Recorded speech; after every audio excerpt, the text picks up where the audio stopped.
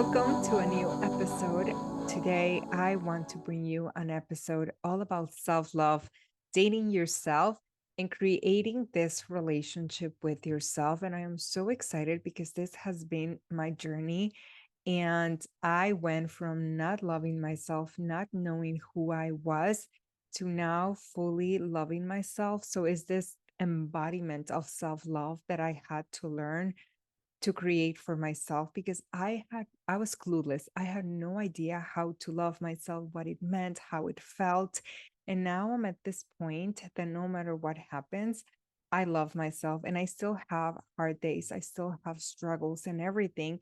And there's days that I kind of beat myself up. But even through those moments, I always come back to this kind of self love and devotion of myself, what I made a promise to myself that no matter what, I was going to be there for me. And I want to make this episode for any woman who is struggling with loving herself and doesn't know how to start this journey, or you have gone through a situation where you experience kind of like a rupture on this connection with yourself, or maybe you've never loved yourself, or maybe you went to a relationship, you're broken up, and then now you're trying to find yourself or the path back to yourself, which for me, it's like we grow and evolve every single day. So there's no way you can go back to who you used to be because now you're someone with new situations that happen to you, new lessons, new wisdom. So you're never going to be able to go back to a previous version of you. You can always build from that. And the path of finding yourself kind of means that you already knew who you were, but if you have gone through things that change you, that made you grow, lessons, then you are going to be someone new. So let's just debunk that you can never really go back to someone that you used to be. Maybe you can go back to the feelings of being happy, being at peace, being joyful, having your spark back, and all those things. But the old version of you, it's already in the past. And now we have to bring the good of that version of you and build from that.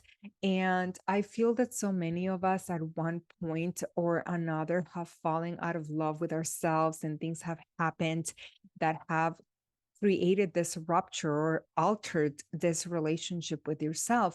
And the key is that just as love is a choice, you have to choose to love yourself every single day. You have to choose to be with yourself every single day. Just like if you, whenever you are in a relationship, or in the future, you choose that person. You choose to wake up and love that person. You choose to be with that person. It's the same thing with you. You are choosing to be with yourself no matter what. You're stuck with you, until the end of time. And you have to choose to love yourself. You choose every single day the treatment that you give yourself. And I know sometimes like you are so disconnected from yourself that you don't think about that, but it's going to become clear and more clear the more you do this work. And you have to choose to be with you and love yourself and have your back through the ups, through the downs, to the ebbs and the flows, to the ups and the downs, and all of it, the messy, the chaos, the good times, the happy moments. Like no matter what, you have to be there for you.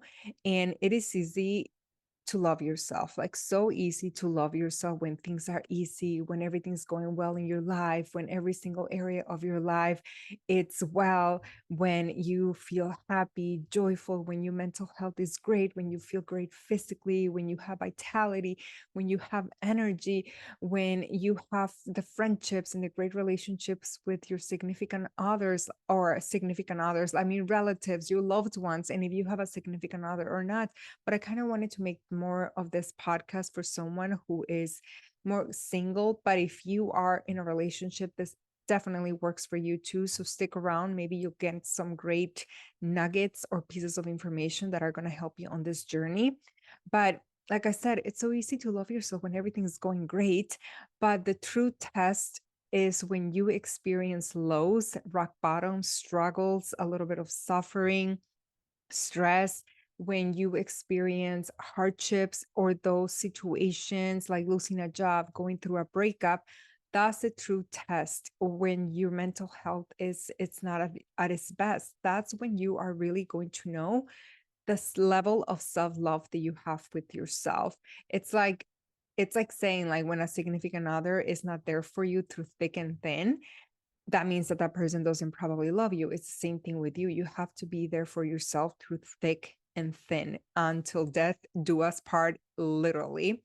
And how you show up for yourself during those hard moments, it's going to be crucial in knowing the level of self-love that you have with yourself. And a lot of times we are so disconnected from ourselves that we don't realize how we are being toward ourselves during our low moments, during chaos, during hard times, when you made a mistake or something happened and you beating yourself up, you're doing calling your names, your inner mean girl comes on strong. And there's a lot of like self-abuse when you're calling yourself names, when you are beating yourself up. And I have been through that, and that has been such a struggle to learn to lower the voice of my inner mean girl and understand why I was literally being a bully to myself, and understand why that had happened and work through that and forgive myself and so many other things. But the question that I want you to ask yourself is, do you truly love yourself?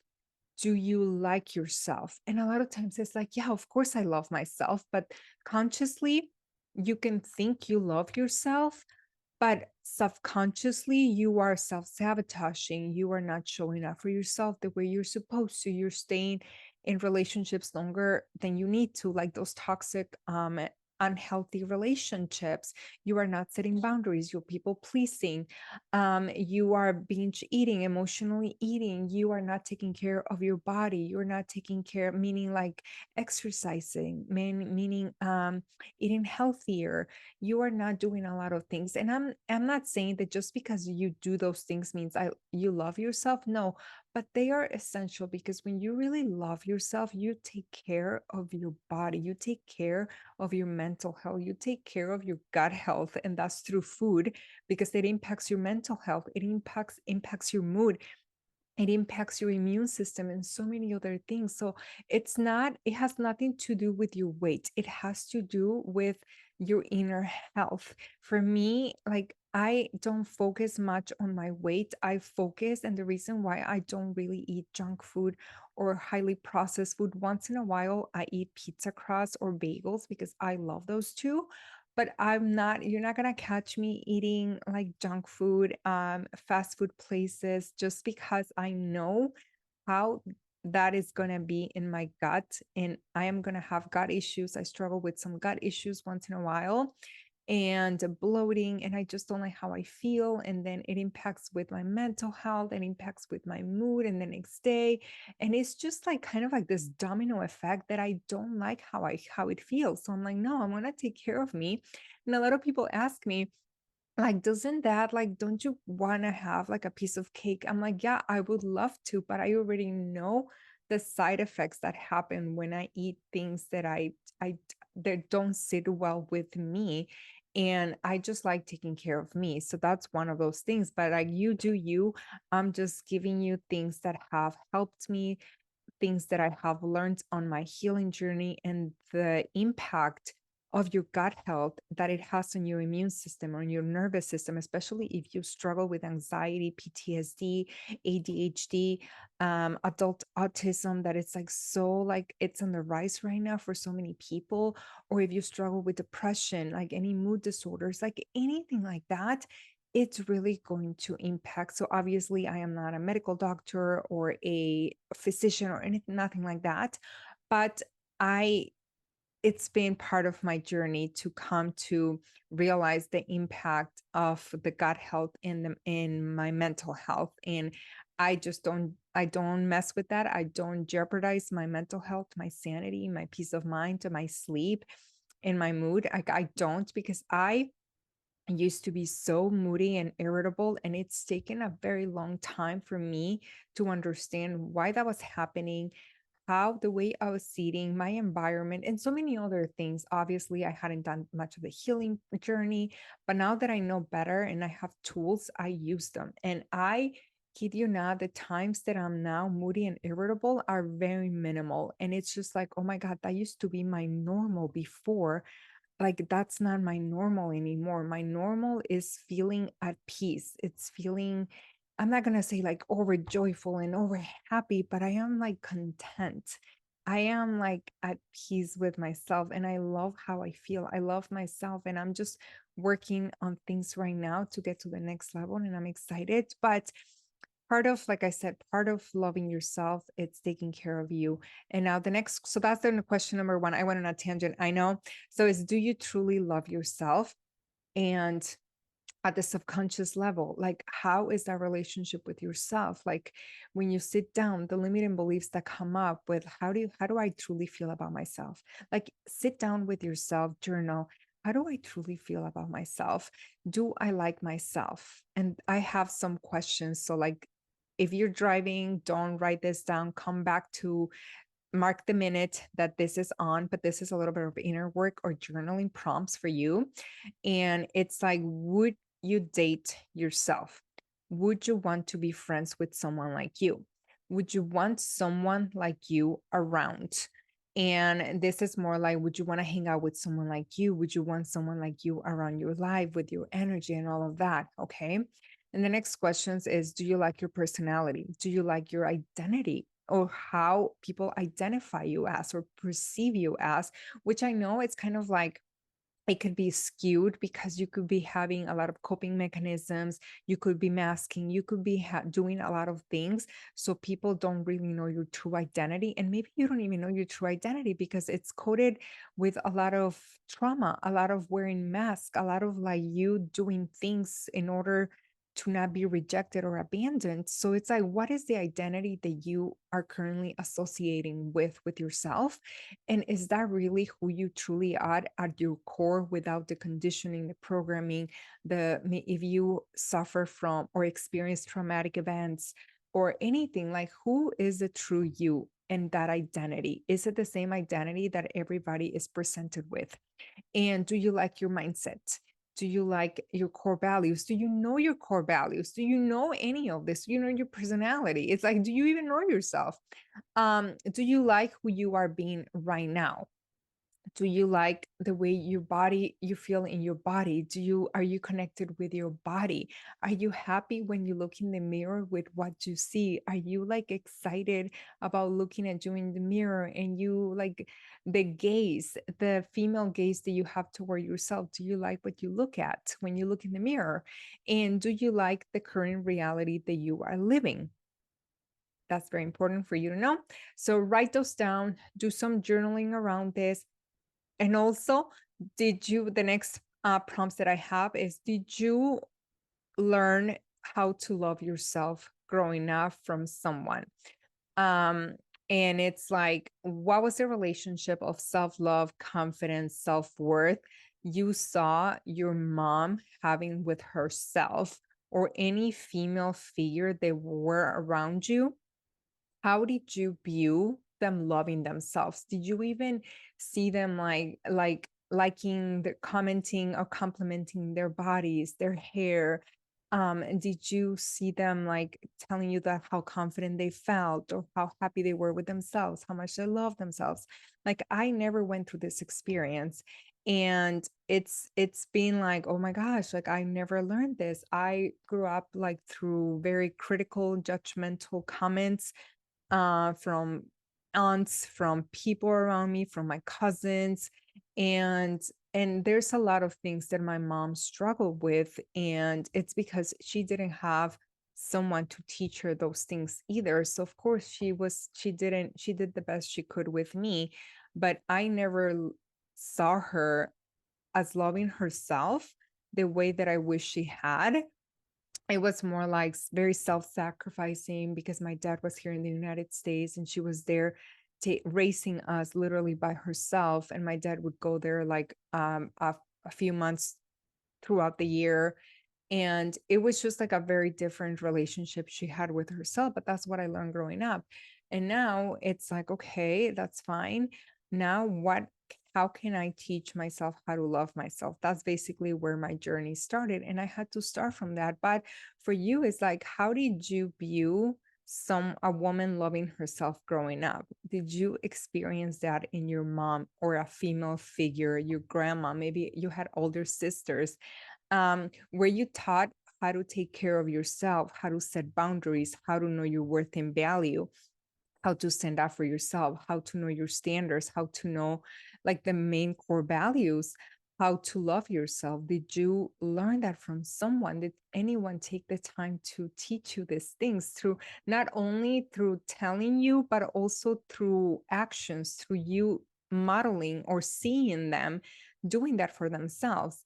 And were you taught how to be kind, compassionate, graceful, and be there for you whenever you made mistakes, whenever something you did something wrong, or you broke a glass, or you fell, or where you met with someone being mad at you instead and hitting you instead of giving you a hug and soothing you because you were crying and you were going through like so many like an emotional crisis, where you met with love and tender love and care and compassion and hugs, and it's going to be okay, don't worry, everybody makes some mistakes? Or were you being like beat up or hit or spanked or told you deserve that, that's what you get for not listening, and someone being extremely harsh and critical and mean to you and rude, and just the physical abuse that comes with behavior correcting, like in many cultures, like me growing up Mexican, that comes a lot with my culture, as sucky and horrible that it is for me to say that. And I just hope that that stops, because that is no way to raise a child, by hitting a child for them to correct their behavior. I'm just completely against that. But how were you taught any of that? Or because of the way you were raised, that's the reason why you beat yourself up, that's the reason why you call yourself names when you make a mistake or when something goes wrong? And like I said, this goes along with it, were you soothed as a child, or were you emotionally met by your caregivers? And that's huge, because this is how we start having unmet needs, unmet emotional needs. And it comes back to us in romantic relationships when we are adults, when we are seeking people, men, to fulfill them needs that our parents didn't meet growing up. So it's so essential for you to do kind of like a journaling and get to understand yourself. And there's probably so many more questions around this, but these are the ones that I could come up with. And the next thing I want to talk to you about is dating yourself. And I have two ways to do this. And this is more like, okay, now we're getting to know ourselves, we're getting to really know who we are, we're getting to know like our conditioning, our patterns, our all of that. So we're getting to know that, but at the same time we also have to cultivate this relationship with ourselves and reconnect with ourselves, because you're probably disconnected from you for whatever reason. But now it's like, okay, I have this thing called Dare to Date Yourself. So it's basically dating yourself. And I have, like I said, 2 days, 2 ways to do this. Oh my God, what is going on? I have 2 ways to do this. The first one is things that I want to do as an adult woman that will make me very happy and just make me feel so fulfilled and excited. And the second way I have to fulfill this or to date myself is things that will help me fulfill an unmet need from childhood. So things for my inner child, basically. And fulfilling unmet needs, I know I mentioned this a little bit previously, but it's more, I have more journaling prompts, so you can sit with yourself in your journal and ponder on this and really dive deep into this work. Because fulfilling your unmet needs, like I said, has to do with unmet emotional needs from growing up, from your mom and dad or primary caregivers or anyone in your life, but it's like mainly from your parents. So it's like, what did you wish you had received as a child from your mom and also from your dad? Do two separate lists on this inventory. And what unmet emotional needs were missing for you growing up? And the first question is more like, what did you wish you had received, or your parents had done, or your dad had done for you, or given you, or said to you. And the same thing for your mom. And the next question is, what unmet emotional needs were missing, like in general, through your childhood? And what things did you wish an ex-boyfriend or ex-boyfriends had done for you? And these are the relationships that you had more kind of like an emotional charge, or they were harder for you, because we are trying to understand our unmet needs and patterns. So, what things do you wish an ex had done for you, had said to you? What do you wish he would have shown you, or given you, or done for you? So, do an inventory. And then you're going to make a list and do the things. And then you're going to make a list of all those things and kind of see the pattern. Okay, what are the similarities between my ex romantic relationships and what I had lacking growing up from my mom, but especially from your dad? But both are so equally important. Um, and then what you're going to do is you're going to make a list of things that you wish somebody would have said to you, that you wish you would have done for you, that you wish you had experienced. And you are going to start going to go and do those things. So, for example, if you wanted your ex-boyfriend to give you words of affirmation and flowers and things like that, you are going to go and start doing that for yourself. You're going to go and buy yourself flowers twice a month, once a month. Make a commitment with yourself, and you're going to do this to fulfill that unmet need that you wish someone had done for you. And what's going to happen once this need is continuously met, and you feel so excited, but you have to immerse in this. It's not like just going to go and get flowers and get it over with. No, you literally have to go and pick a flower that makes you feel happy when you look at it, when you smell it. You have to build kind of like not even a bouquet, but in the base, you have to kind of the floral arrangement. You have to do like a little bit of like an immersive experience or ritual that it's going to make you feel excited and happy to do this activity for yourself. That's how you fulfill an unmet need, and you attach an emotional experience to it, and you create a ritual or an experience around this to make it more special. So the next time a man comes into your life, you're not going to settle for someone that doesn't give you flowers, because you already do this for yourself. You're not going to settle for someone that doesn't give you words of affirmation, because you do this for yourself. And the way that you do this for yourself, literally, it might be cringy for some people when you listen to this, but it's okay. This is something that I had to do for myself, and I still do it for myself. I I made some reminders in my cell phone, like every day at certain times. I would send myself a reminder, and it was in the form of a word of affirmation or a text. Or then I also have affirmations that I say throughout the day when I'm having a hard time, or even when I'm having a great time or a good day. I used to say this to myself all the time. I still have the reminders. I still have them come to my text, my text, my cell phone and everything. But I already like expect them. And I am not gonna settle for anyone that doesn't give me that. And my mistake last year is that I met someone and I asked for words of affirmation.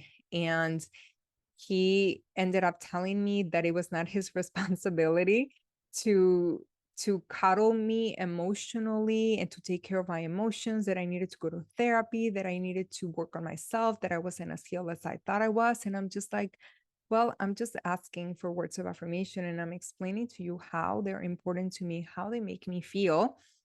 Like, I understand that it's my responsibility also to heal that, which I had already done. And then he just like continuously was telling me that, and I'm just like, oh my God, this man is so harsh. He was so harsh. And I ended up walking away from that, because I'm like, no, I'm like, I'm sorry, but no. And I know there's men who cannot give you that. And that's when you make a choice whether that is a person that is aligned with you or not.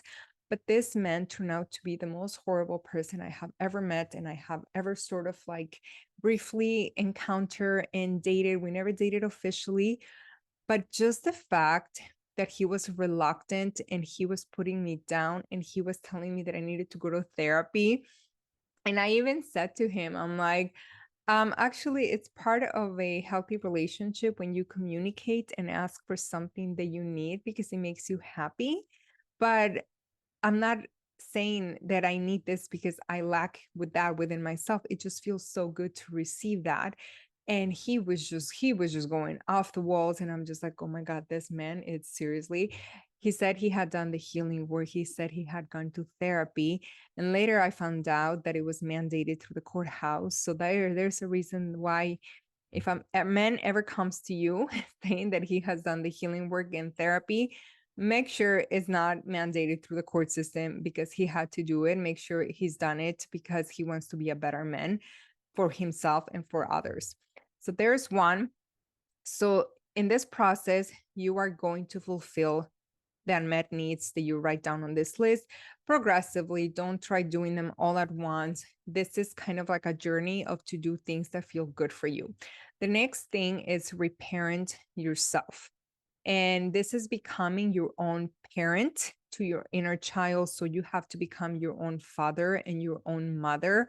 And through mothering and fathering your inner child, this is how you're also going to heal those unmet needs that you have, that you experienced growing up or with, that came also and showed up in romantic relationships. And when you, for example, when you are heartbroken, what did you wish your mom and dad or someone that you loved or that loved you would have told you or would have done for you? And is it, did you want someone to hug you? Did you want someone to soothe you? Did you want someone to give you words of affirmation, encouragement, hold space for you? What did you wish someone would have done for you? And this is what you have to do for your inner child. So this goes kind of like with the last one of fulfilling unmet needs and all of that, because it's all intertwined. It all has to go with each other in order for you to heal your inner child. And your inner child healing, it's like reconnecting with that younger part of yourself.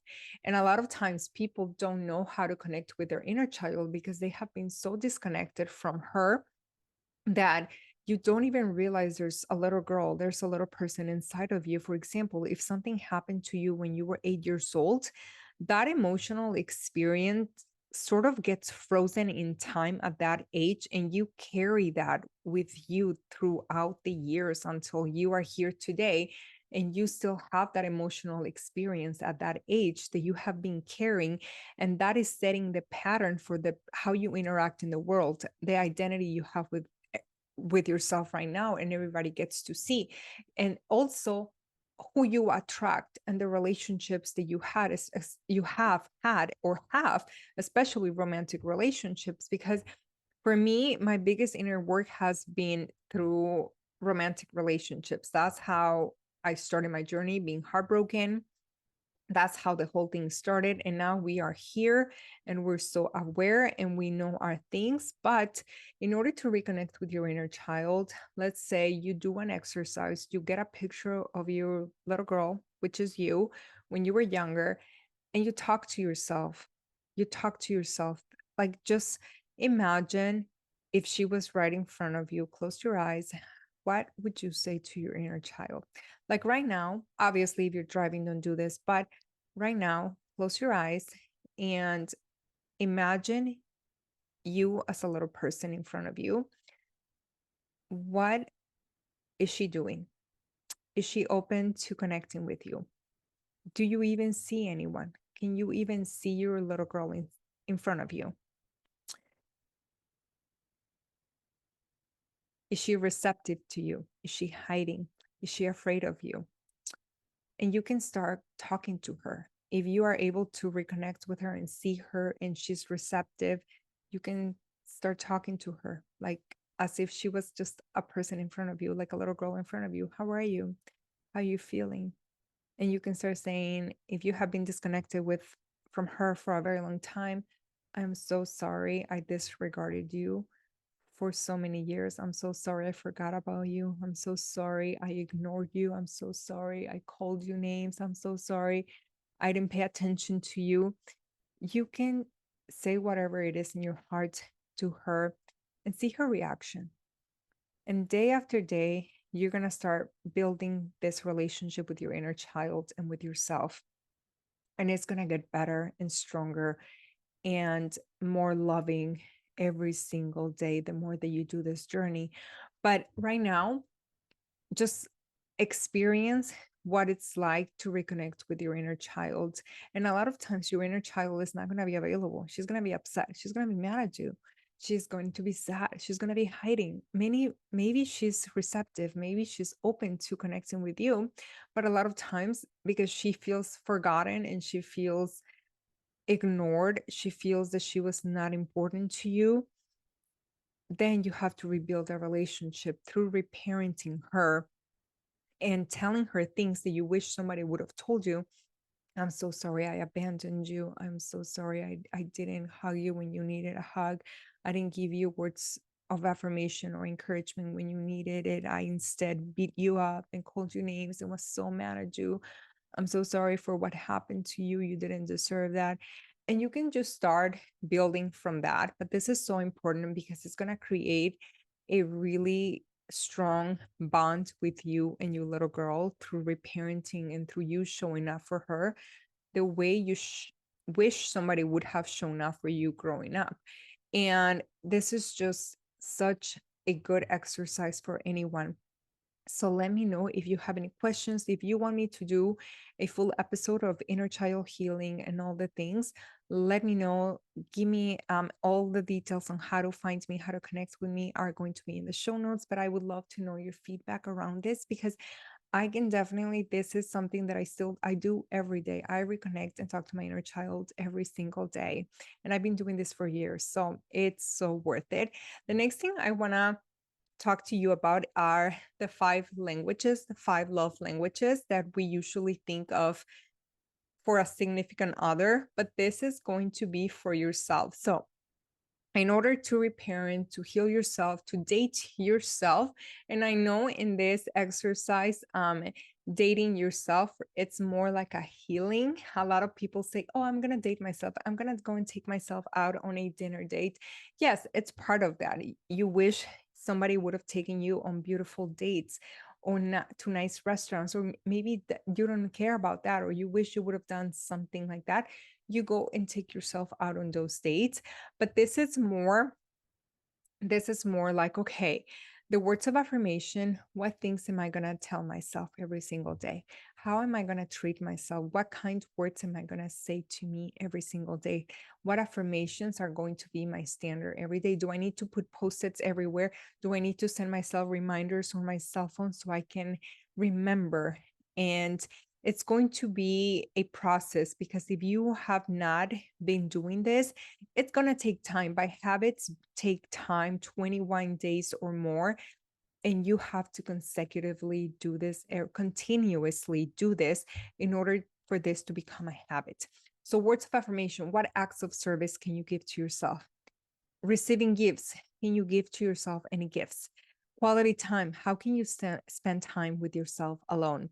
And I know this is a struggle for so many people, but this is when you're truly going to know that level of relationship you have with yourself when you are okay and happy and content and at peace, spending time with yourself alone, when you take yourself out on dates alone, when you go to the movies alone, when you are happy alone. And it's okay to want company. It's okay to once in a while go out with friends, have people around you, but it's also important to create this alone time with yourself. And the next one is physical touch. You can either give yourself hugs.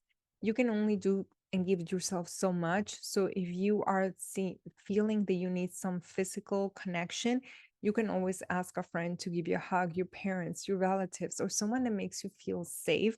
It doesn't necessarily have to be a man.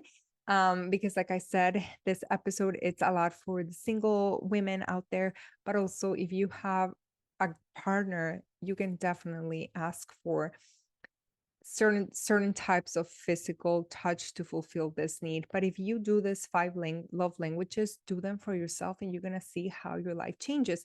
Because you're gonna a lot of times, there was one time that I asked someone, what is your love language? This person had no idea. He's like, what quiz, where can I take a quiz about that? I'm like, are you not aware of love languages? Like, how do you like receiving love, or how do you give love? He had no idea. He had no idea. And I'm just like, okay, I guess not a lot of people know. I was not aware of that. I thought everybody sort of knew this, like a common sense type of thing. But when you have been on a journey of healing and not knowing who you are and trying to reconnect with yourself and love yourself, a lot of times, like you don't know all these things. So it's important to get to know what love languages are the ones you like receiving love the most, the ones that make you feel connected the most. For me, it's all of them, but the most important one for me, it's words of affirmation. Like that is my Achilles heel, also because it can be very deceiving when someone is love bombing you. So you have to be very careful with that. But words of affirmation, obviously, acts of service is huge one for me, especially when someone remembers, or receiving gifts. For me, those two go hand in hand. When somebody remembers the little details of something that I said and they do it, or I mentioned something and the next thing you know, they give you a little gift around that and you're like, oh my gosh, you paid attention to me, like you listened to me. It's how these things make you feel. It's not so much about the gift or the acts of service. It's more like I feel seen, I feel heard, I feel understood, I feel validated, I feel like cared for, I feel like I'm important to you. And it's the significance, and I feel significant to you, is the significance of and those meanings that is what makes the love languages so strong. And the next thing I want to talk to you about is self care. What practices can you make that can make you feel connected with you? Not all practices that you see out there as self care are for everyone. For example, not everything is going to align and feel good with you. You have to choose something that feels good to you, that makes you feel good. For example, I don't like bubble baths. I don't like baths at all. I did them like a long time ago, and I'm just like, they don't make me feel good. I don't feel at peace. I just don't like it. I don't like submerging myself in the water and sitting there and hot. No, I just don't enjoy them. So I don't do them. But for so many women, it's like, take a bubble bath. It's gonna help you relax. And it's just like, it doesn't help me. Maybe I've done it if I'm sore from working out or something. But for me, these are not a go to. I don't enjoy them. They don't vibe with me. I just don't like them. But for so many women, this is what helps them take care of themselves. This is what helps them have a me time. This is what helps them feel so good. For me, it doesn't. So you have to find things that make you feel good and resonate with you. And another thing, I don't like going to nail spas to go and get a manicure and pedicure. I just don't enjoy that. I don't like it. I just don't like it. So I learned how to do manicures and pedicures myself many years ago. So I just do my own mani and pedi, and it has nothing to do. Look, I just did my manicure the other day, like 2 days ago, and it has nothing to do with investment, because I know for so many women this is like an investment. It's like so much money with the nails and pedicures and all of that. It has nothing to do with that. For me, it's like I don't enjoy it. I don't want to go. It's awkward not talking to the person. I don't know. It's just weird. I don't like it. I do it myself, and that makes me feel good because I create a little ritual around it. I watch a TV show, or maybe I listen to music. Rarely I listen to music, but it's more like I watch something, or I'm just like enjoying myself. I'm paying attention to my nails. I don't know. And one of the smallest things, I don't have it with me here, but one of the smallest things that I do for myself every single day that makes me feel good, I like when I look at my nails and they're done. I like looking at my hands, is that I um put oil in my cuticles like twice a day. I don't know, just little things like that make me feel so good. It's like the little things that you do for yourself.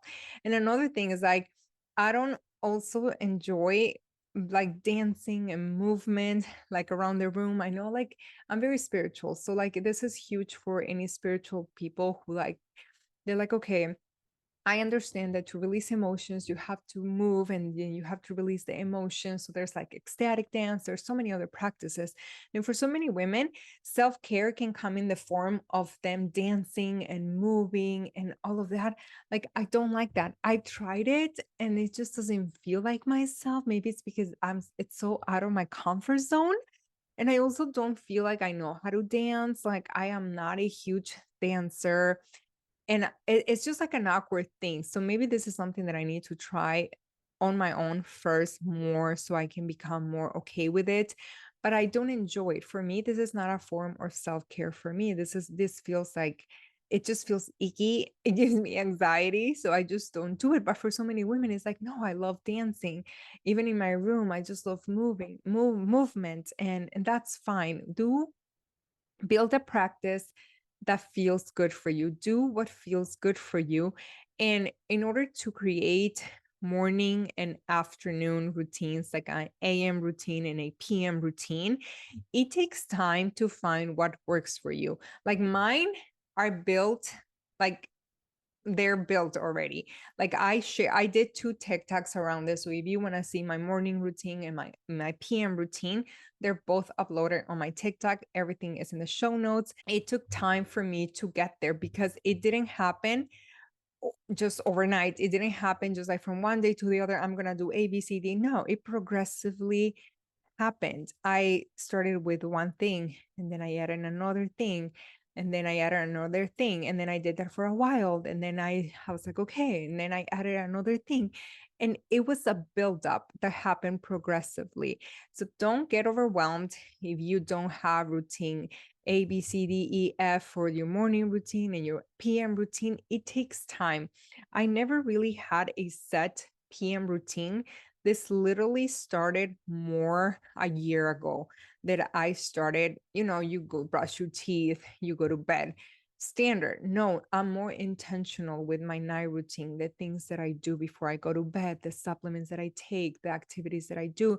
It takes time to build it. So don't get stressed, don't get discouraged, build it over time. And as you go, add things as soon as you do a habit and habit stack.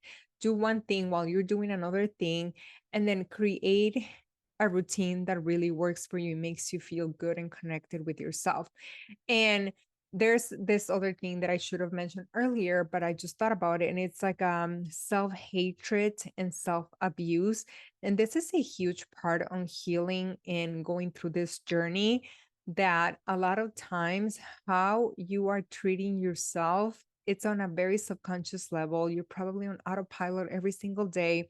You're going through your day and you're not even realizing the way you are talking to yourself, the things you are saying, how you are treating yourself. So take an inventory of the ways you talk to yourself. So have like on iPhone notes, or I don't know if you have Android, I don't know what app you use, but track any negative thought, anything negative that you say to yourself, any critical or judgmental comment that you make to yourself, your inner critic. Just track it for 3 days and you're going to realize how you talk to yourself. That was the worst thing that happened when I did that, because I never realized the toxic relationship I had with myself until I did that years ago. And the way that now I still have my days, but now it's like I cannot believe I used to talk to myself like that. Like I cannot believe I used to treat myself like that. I cannot believe I used to be my own bully and tell myself so many horrible things. Like I cannot believe that. And I had to do a lot of self-forgiveness around that after I took the inventory for 3 days and then I went around again and did it. And I was just like, oh my gosh, this is so horrible. I feel so bad for myself. That was so sad. The relationship I had with myself when I started this journey in 2010, when I sort of started doing that inventory list, it was such an awakening for me because I had no idea and I didn't even know how to work on my self-esteem, my self-worth, how to love myself. I had no idea. Everything has happened progressively and more so on my own because I didn't really have a therapist. I That's a whole other conversation, but I was betrayed by one therapist and I never wanted to go back to another therapist. And it's just been one of those journeys that I had to read a lot of books. I had to do a lot of like workbooks, a lot of like journaling, I programs that I bought, certifications. So it has been a lot of like journey, most of it like learning on my own and also through mentors that I purchased courses or I was in their energy. And it's just been a long journey, but self forgiveness is so crucial when you are beating yourself up and when you are treating yourself up. You have to come to forgive yourself for those things and try to become better and do better. This is why we're trying to heal and love ourselves and have this relationship with ourselves. And also through inner child reparenting, this is how you're going to heal that, because just think about it. What is the name of that movie? Emotions? No, it's not Emotions. Like, you know that cartoon movie, Pixar movie? I can't remember the name of it, but it's basically a lot like that. And I think there's part two coming up in the summer this year. So I'm excited about that because I think it's all about anxiety. So I'm so excited about that. I hope this episode helped you create or start this journey of loving yourself and healing and reconnecting with yourself. And a lot of it has to do with reparenting yourself, with being the mother and father you wish you had, being the female role model that you wish you would have grown up with or had in the past, fulfilling those unmet needs for your inner child, creating this relationship with yourself. And a huge part of this is also reconnecting with your body, reconnecting with your intuition that comes after you do this reconnection with your inner child. That is the second step. It's like, okay, how do I reconnect with my body so I can feel more connected to myself and also my intuition? How do I learn to listen to my body? And that is the next step on this journey. And I'm going to be doing a future podcast episode on this. But for now, I wanted to do something around kind of like how to start loving yourself. And once you come to terms with, okay, this is make a list of who you are today and how you feel about yourself today, and make a list of what is your dream woman. And this is going to be so crucial, not because we are going to try to become her ASAP. I mean, you can do that through manifestation and things like that, but the embodiment of that has to come in time. And I feel there's a lot of pressure when it comes to manifesting, because you have to act, think, feel how you the woman of your dreams. But a lot of times, like, there's a lot of limiting beliefs behind it. There's a lot of blocks in the form of trauma or traumatic situations or PTSD, whether it's like big T, small t, trauma that you have experienced. There's a lot of hurt. There's a lot of disconnection with yourself, with your inner child. So that has to be the foundation on this journey. And you're really getting acquainted with who you are today, even if you're not happy with how you feel today, how you feel about yourself, your life, who you are being today. You're going to make that inventory for awareness. So you have clarity. Okay, this is me today. This is my current reality of who I am, my life, how I feel about myself, and everything. And this is the woman of my dreams. Okay, what things can I start doing today so I can be her, so I can become her? Not because who I am today is not worthy and deserving and enough, but because I know I can improve. I know I want to feel better about myself. I want to love myself more. I want to feel confident. I want to have high self esteem. I want to feel worthy and enough. And I want to feel like I want to be able to set boundaries, to stand up for myself, be unapologetic, not be, and not, this is not the key. Not be afraid is not the key, because you can still be afraid and do the thing and walk with fear. I don't really believe 100% on fearless or never being afraid, because that is just doesn't happen. Fear just doesn't go away. You have to learn how to walk with that, and you have to be like, okay, how am I going to lead myself today on the journey on becoming this woman of my dreams and this woman that I love? And now that you have clarity on who you want to become and be, because that's a possibility for you, because that is within you, we just have to get rid of everything that is not you so you can become this woman. And a lot of times, like, don't like be putting things that are so unattainable. Just be like, okay, right now I wished because sometimes for us it's like there's so much pressure to make this list, and like you get so frustrated that you're so far away from that version of you that you desired. So you can do something like, okay, what is something that I want to improve right now? Okay, I want to improve my self-esteem. Okay, what things can I start doing? How would a woman that knows her self-esteem, who is confident, how would she feel? How would she act? What things would she tell herself? How would she dress? And a lot of times it's not about the way you dress, although that really helps with confidence, putting yourself together, makeup, nails, hair for yourself, not for the male gaze, not for anyone else, but for yourself. And it's like, okay, a woman that is confident, I imagine she thinks this way, she acts this way. Or you can also, this is where you find role models or women that are where you wish you want to be, or you wish you were at this point, and not feel like that's never going to happen to me, but look at them as guides, okay? What do you like about her? I like that she's this way, this way, this way. Characteristics, her qualities within herself that you admire. Make a list and be like, okay, these are the qualities that I admire in her. And believe me or not, if you are seeing that those are the qualities that are also possible that are within you, we just have to get rid of everything so you can start creating that version of you. For example, for me, when I started this journey, I was like, okay, there's this women that I watch on social media or YouTube, and they're so confident, they're so blunt, they're so unapologetic. I wish I was like that. So I was like, okay, I'm gonna write down everything that I love about them, and I am going to focus that that is the woman that I want to be. That is the woman, because I can be shy, I can be an introvert, social anxiety, and so many things. And a lot of people, you can still be confident and have anxiety. You can still be confident and have some days that you struggle. And for me, it's like, okay, that gives me a lot of room, a lot of like, okay, that is still attainable for me. And it's like baby steps. How does a woman that is confident feel, think, do, act?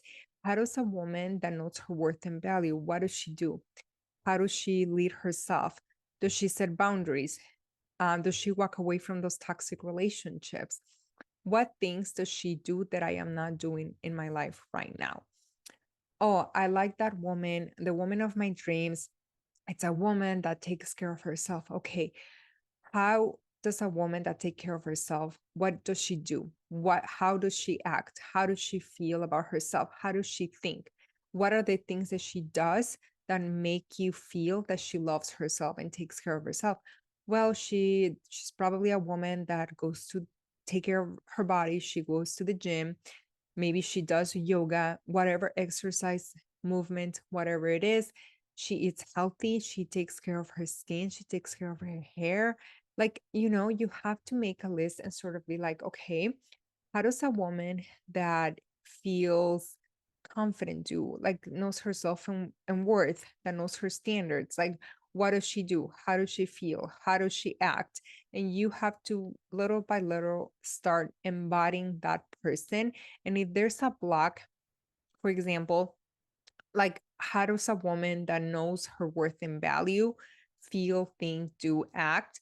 And then you're like, okay, I'm trying to feel like that, but I have this limiting belief that I'm not enough, that I am unworthy, that I'm unlovable. And you have to start working on those limiting beliefs, because those are creating some blocks, and you're gonna sabotage and you're not gonna do this work. So it's a process. You have to be kind, you have to be compassionate, because this journey is beautiful. It's a everyday commitment, like I said earlier in uh, in the introduction. Loving yourself takes time. You have to choose this every day. You have to choose and create this relationship with yourself every single day. The moment you wake up, you're choosing to love yourself. You're choosing to take care of you. You're choosing to do what's best for you. And you're choosing to be kind and graceful and compassionate in those moments when things don't go your way, when you make mistakes, and if you're feeling like you have a limiting belief, or you feel like you want to beat yourself up, or like, treat yourself a certain way, doing practices to bring you back to being kind and compassionate can really help, and releasing all those emotions that triggered within you. And for me, I do EFT some days when I feel a little off, or I am about to beat myself up, or I'm feeling so triggered, or something happened. I go and do EFT, which is emotional freedom technique, or tapping, and I release those emotions so I can come back to my center and my true self. And that has been a game changer. But I really hope this helped you. I really hope this episode is the start and foundation of you loving yourself and having a relationship with yourself through dating yourself and creating this relationship with yourself, because it is so crucial. If anything that I said resonated with you, or someone needs to listen to this episode, please share it. Also, send me a DM. I love to know your thoughts, how this made you feel. And if you want me to create any specific topic, I also love this. I created the last episode was from someone that messaged me on TikTok, and I created a podcast around it because I was like, okay, if you're asking this question, and any woman is probably going to be helped by me responding through a podcast episode, because I love doing long length episodes. Like, I talk a lot and I like long content. So for me, my podcast is huge, because when I do TikToks that are 10 minutes, they don't do well. They stay very low views, which is fine. They're still there, but I feel like with TikTok, it's like very a lot of people don't can sit still through 10 minutes. A lot of people just want quick content and the dopamine fix. So I love podcasts for this, and also YouTube videos. This is also going to be uploaded in my YouTube, the video, so you can see me, but also the audio is also posted on TikTok. So this podcast, I mean, YouTube, this podcast is posted both YouTube and video and audio. Not every single episode it has the video, but most the recent ones do. And there are going to be times that I don't want to be on video and it's just going to be audio, so that's going to be great. But you can find this on YouTube. All the links are going to be in the show notes. And like I said, if somebody needs to listen to this, just share it. The more people this can reach, the more people are going to listen to it and connect to it. Maybe there's women that don't know my podcast, don't know who I am. And if you share it, people are going to get to know this message and me, and maybe like my podcast and like any of the other episodes that I have done, because I'm sharing everything that I have done and learned and experienced, and I'm not going to say healed 100%, but many of the things that I share are things that I have struggled with and I have overcome. And I'm like, somebody is going to benefit from this. Like, one day, somebody is going to listen to this episode and be like, oh my God, I'm so happy I listened to that episode. It changed my mindset around this, or that helped me heal this part. And that is like my why, like helping women and getting my message across. That is just like the thing that makes me the happiest. And if you feel inclined, I would love for you to leave a 5-star review. Whether you listen to this on Apple, Spotify, on any platform, please leave me a review. And I am so excited. So thank you so much for being here, and I'll see you on the next episode.